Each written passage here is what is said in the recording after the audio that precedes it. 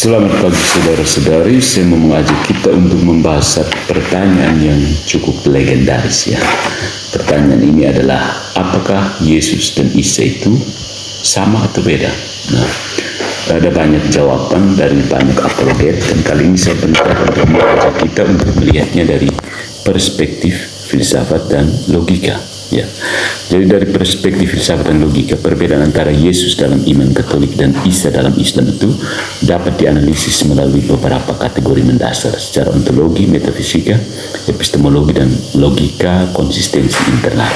Nah, kita lihat yang pertama itu ontologi atau metafisika, atau dengan bahasa sederhana tentang hakikat keberadaan Yesus Isa. Nah, Yesus dalam Katolik, di dalam ajaran Katolik, Yesus adalah Sang Logos, firman Allah yang menjadi manusia, verbum caro factum est, Yohanes bab 1 ayat 14. Dia adalah Allah Putra, pribadi kedua dalam Tritunggal Maha Kudus, yang memiliki dua kodrat, kodrat ilahi dan kodrat manusiawi, atau istilah kerennya unio hypostatica. Ya. Sedangkan Isa dalam Islam, ya, Isa dalam Islam itu, Isa hanya seorang nabi dan rasul yang diutus Allah, tidak memiliki kodrat ilahi. Dia bukan anak Allah, bukan bagian dari Tuhan, dan tidak disalib. Ada QS 4:157. Nah, secara metafisik, konsep Yesus dalam Katolik lebih kompleks karena melibatkan persatuan hipostatik antara keilahian dan kemanusiaan, sedangkan dalam Islam, Isa adalah manusia biasa dengan kedudukan nabi. Itu yang pertama ya, dari segi ontologi atau metafisika. Yang kedua, kita bahas dari epistemologi atau sumber pengetahuan tentang Isa dan Yesus. Dasar epistemologis Yesus dalam Katolik itu adalah kitab suci, yaitu Perjanjian Lama dan Perjanjian Baru, serta tradisi suci gereja. Nah, Injil secara eksplisit menyatakan keilahian Yesus. Misalnya Yohanes bab 10 ayat 30, Aku dan Bapa adalah satu. Sedangkan dalam Islam, sumber epistemologis utama adalah Al-Quran dan hadis yang memiliki pandangan berbeda tentang Yesus. Misalnya bahwa Isa tidak disalib dan hanya seorang nabi. Jadi secara epistemologis, pendekatan Katolik dan Islam berbeda dalam menentukan otoritas dan interpretasi teks kitab suci. Nah, analisis yang ketiga dari segi logika konsistensi internal. Logika konsistensi internal. Dalam teologi Katolik, doktrin inkarnasi dan Tritunggal dijelaskan dengan konsep yang memiliki konsistensi internal dalam sistem metafisiknya. Tritunggal bukan berarti ada tiga Tuhan, tetapi satu Allah dalam tiga pribadi ilahi. Yesus adalah satu pribadi dengan dua kodrat, bukan dua pribadi yang terpisah.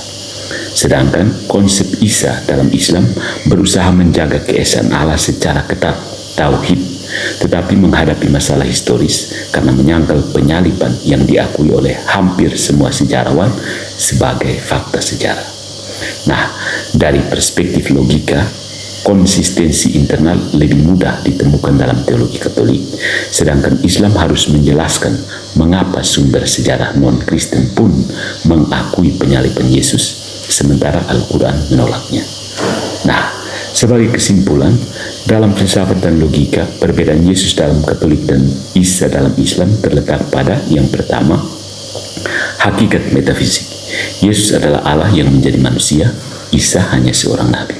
Yang kedua, dari sumber epistemologis, Katolik berpegang pada Injil dan tradisi, Islam pada Al-Quran. Dan yang ketiga, konsistensi logis. Konsep Tritunggal dan inkarnasi dalam Katolik memiliki kerangka metafisik yang lebih sistematis dibandingkan pandangan Islam tentang Isa. Nah, bagaimana? Ada dua substansi, yaitu substansi Isa dan substansi Yesus. Kita boleh melihat persamaannya, tapi juga tidak boleh mengabaikan perbedaan yang ada.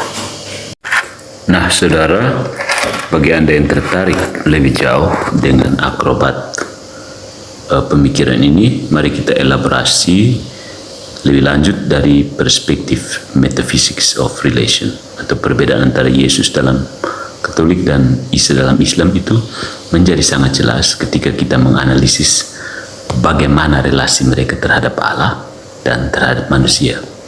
Jadi dalam ajaran Katolik, Yesus bukan hanya memiliki relasi dengan Allah, tetapi merupakan relasi itu sendiri.